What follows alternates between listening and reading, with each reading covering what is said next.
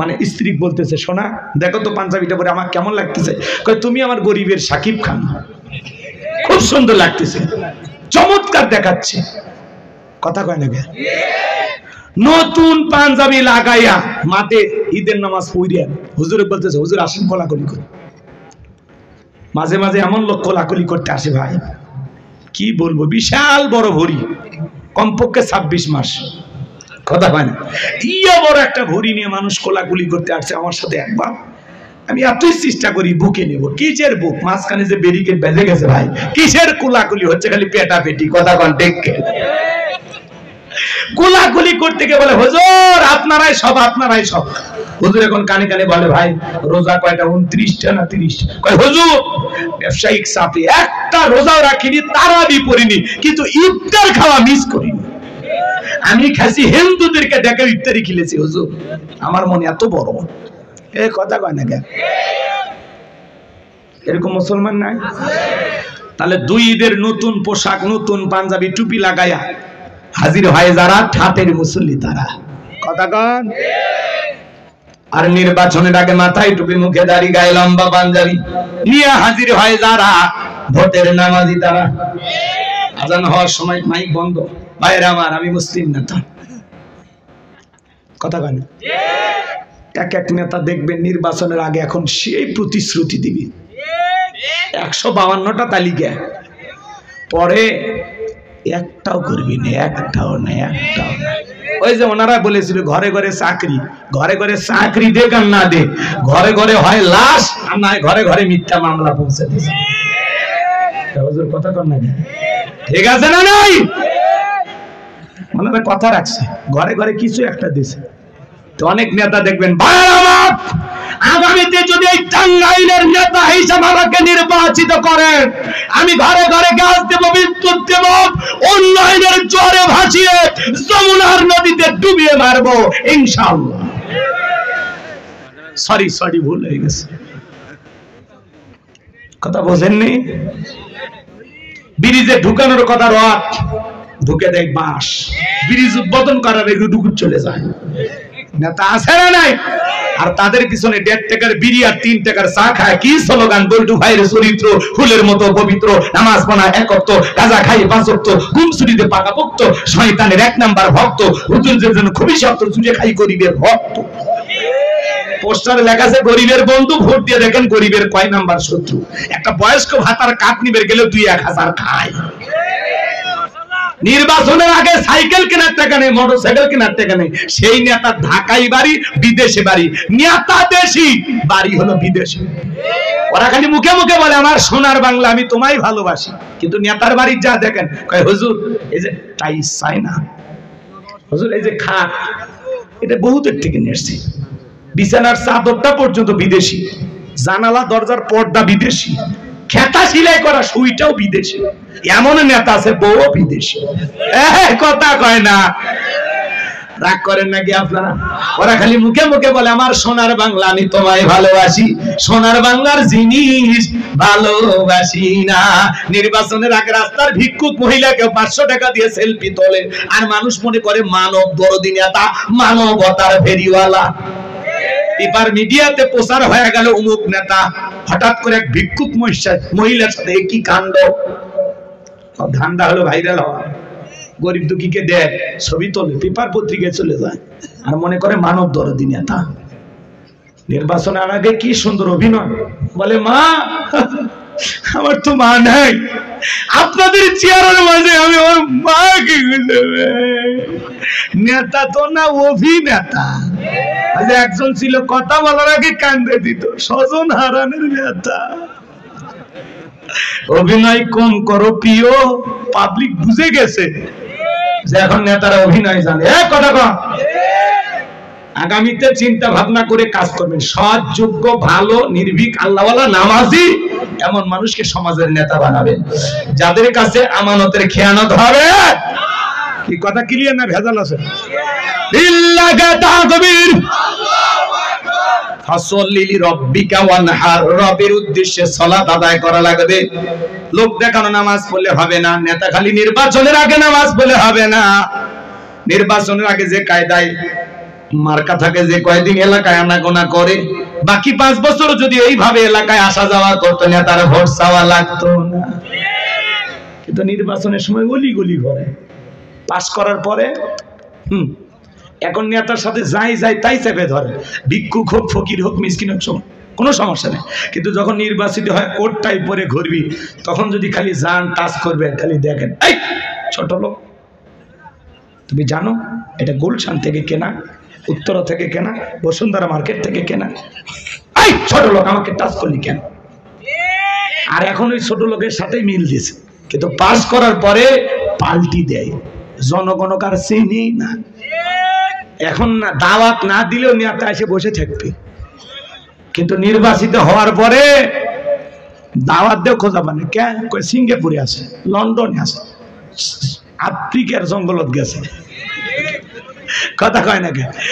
এক এক দেশ ঘুরতে ঘুরতে নেতার 5 বছর দেশ বিদেশ ঘুরতেই শেষ, মানে আপনার এলাকাতে আসার সুযোগই পাই। ওই জন্য নির্বাচনের আগে এসে আরেকবার অভিনয় করে, ভাইয়েরা আমাকে ভোট দিয়েছেন কিন্তু আমি আসতে পারিনি, আমি 4 বছর ডায়াবেটিস হাসপাতালে ভর্তি ছিলাম।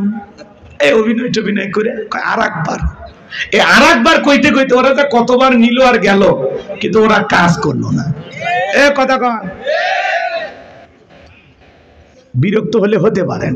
যুবকেরা এমন এক মাহফিল দিচ্ছে টেকায় তোলা লাগবে না, ওই জন্য খালি দিয়ে যাচ্ছি, যেহেতু আমরা টাকা নেব না, তাই না? ভাতিজা রাগ করতেছো তোমরা? এগুলো ওয়াজ না, এগুলো ওয়াশ। সামনেতে বুঝে শুনে পা ফেলা লাগবে। টেন্ডারবাজি, চাঁদাবাজি এই দেশে চলতে দেওয়া হবে না। যারা সমাজে দুর্নীতি করবে এদেরকে সমাজের নেতা বানাইলে ওই দুর্নীতির গুনাহের দায় আপনাকেও নিতে হবে। নেতা ভালো করলে সব পাবে, খারাপ করলে গুনার পার্সেন্টেজ নেওয়ার জন্য রেডি থাকেন। এই কথা কাম ঠিক আছে? তাহলে ওই 5 ধরনের নামাজির কথা বুঝতে পারছেন তো এইবার? তাহলে ওর মধ্যে আমরা কি আছি? 1 নম্বরের মধ্যে আছি, ঠিক আছে তো ইনশাআল্লাহ। এইবার 2 নাম্বার ওয়ানহার মানে কুরবানি করা, নিজের আমিত্বকে কুরবানি করা, অহংকারকে কুরবানি করা, নিজের ভিতরে থাকা পশু সুলভ আচরণকে কুরবানি করা, দেশের জন্য শহীদ আবু সাঈদের মতো কুরবানি হওয়া, মুগ্ধের মতো কুরবানি হওয়া, নিজের জানমাল সবটুকু কুরবানি করতে হবে কার কাছে? জোরে বলেন কার জন্য? ওয়ানহার মানে কুরবানি করা, খালি গরু ছাগল জবাই করার নাম কুরবানি না। 7 জন একটা গরু ভাগে কেনে, 4 জন দড়ি ধরে টানে, পিছন থেকে 3 জন ঠেলে, এমন দুর্বল গরু যেই গরুর উপরে বয়স্ক ভাতা ওয়াজিব, শরীরের সব হাত দেখা যায়, এমন দুর্বল গরু জবাই করলে হবে না। কুরবানি স্থান পর্যন্ত হাতে যাওয়ার শক্তি নাই। হুজুর বলে এটা জবাই করেন না ভাই, কয় হুজুর উপরে হাত দেখে গেলে ভিতরে গোশত সেট করা আছে, এমন গরু জবাই করবেন, এখান থেকে টান দিবেন, বিশ্ব রোডে চলে যাবি, আবার ছেড়ে দিবেন, আপনার ঘরে চলে আসবি, স্প্রিং করে গোশত চাবে, খাওয়ার কোনো উপায় নেই। এই শুনো বাজান, এইরকম গাবি জবাই করলে হবে না। আল্লাহ বলেন তাসরুন নাদিরিন, চমৎকার একটা গাবি জবাই করতে হবে, হুষ্টপুষ্ট, দেখতে সুন্দর, কথা বলেন ঠিক না? কুরবানির ওয়াজ আপনাদের মসজিদের ইমাম করবে, আমি করব না। শুধুমাত্র 3টা জিনিস আপনাদেরকে বলে যায়, যারা কুরবানি দেবেন 1 নাম্বার নিয়ত সহি, কুরবানি আল্লাহর জন্য। ইন্নামাল আমালু বিন্নিয়াত, প্রত্যেকটা কাজ নিয়তের উপরেই নির্ভরশীল। অনেকে বলে ছেলে মেয়ের জন্যই কুরবানি দেয়া লাগবে, হুজুর না হলে মানুষের বস্তুর দিকে তাকায় থাকবে, এই লজ্জা। আমি আমার বাচ্চাদের কষ্ট সহ্য হয় না, অর্থাৎ কিস্তি তুলে হলেও আমি দেব। কিস্তি তুলে টাকা দিলে কুরবানি অবশ্যই মুফতি সাহেব হবে না? হবে না। কথা কোন হুজুর ফতোয়া দিয়েছে হবে না। শুনেন শুনেন শুনেন, আপনি কুরবানি দিবেন আল্লাহর জন্য। জবাই করার পরে ছেলে মেয়ে খাবে, আত্মীয় স্বজন খাবে, গরিব দুঃখী সবাইকে দিয়েই তো খাবেন। কুরবানি করা মানে কি? ত্যাগ করা, উৎসর্গ করা, স্যাক্রিফাইস করা, বিলিয়ে দেয়া, বন্টন করা। ভোগের নাম কুরবানি নয়, ত্যাগের নাম হলো কুরবানি। অন্যের মুখে হাসি ফুটানোর নাম হলো কুরবানি, কথা বলে ঠিক না?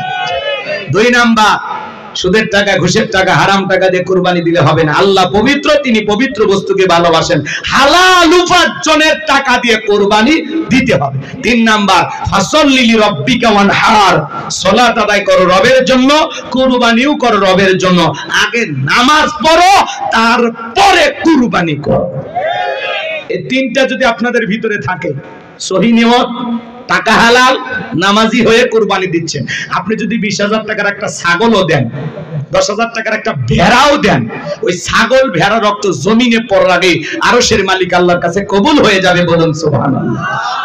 আল্লাহ বলেন ওয়ালা কি ইয়ানালুহু তাকওয়া মিনকুম। আল্লাহ বলে কয় লাখ টাকার গরু দিলে ওইটা দেখি না, আমি দেখি তোর অন্তর, তোর অন্তরের তাকওয়া দেখি। আপনার আমার অন্তরে যেটা আছে আল্লাহ সেটাকেই কবুল করবেন। কথা বলে ঠিক কি না? আর আপনি কুরবানি দিয়ে ডিজিটাল মিটারে মাপেন, কেজি প্রতি কত বললো হিসাব করেন, ওরে কষাই। কথা কয় না হুজুর, শরীফ ভাই রাগ করছেন? এগুলো আজকে আপনারা শোনেন নাকি? খারাপ লাগে? কুরবানি আল্লাহর জন্য 1000 টাকা কেজি পড়লো না 600 টাকা পড়লো, খবরদার ভাগ দিয়ে দেখবেন, মনে জান থাকে, আল্লাহ কবুল করেন। জোরে বলেন আমি।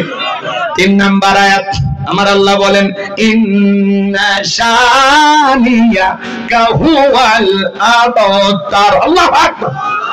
আমার আল্লাহ ডেকে বলে নবী গো, যারা আপনাকে লেজ কাটারের বংশ বলে আপনি মন খারাপ করবেন না, ওই আবু লাহাব উতবাশাহী বাবাদের বংশে বাতি জ্বালানো কেউ থাকবে না। নবী গো, আপনার ছেলে সন্তানগুলোকে আমি আল্লাহ পাক শিশুকালে নিয়েছি, এই জন্য মনের মধ্যে কষ্ট নেবেন না।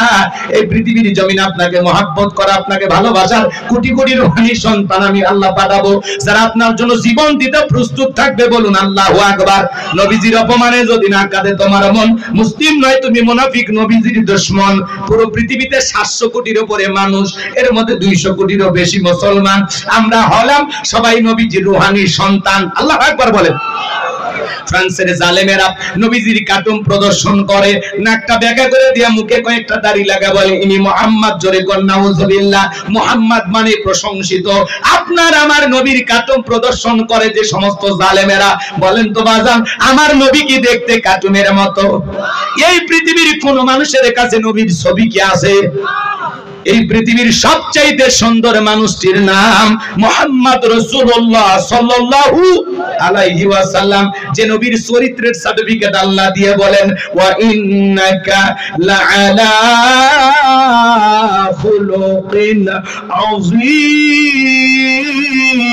আযীম। নবী গো, আপনি হলেন পুত পবিত্র মহান চরিত্রের অধিকারী। আযীম আরবিতে এমন একটি শব্দ যার গভীরতা মাপা যাবে না।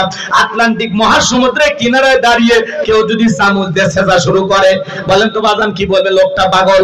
আটলান্টিক মহাসমুদ্রের পানি হয়তোবা চামচ দিয়ে কোনো না কোনো দিন হয়তোবা চামচ দিয়ে শুকানো সম্ভব হলে হতেও পারে, কিন্তু নবীজির চরিত্র নিয়ে আলোচনা করে শেষ করা যাবে না, এর কোনো কুল কিনারা নাই। বলুন সুবহানাল্লাহ।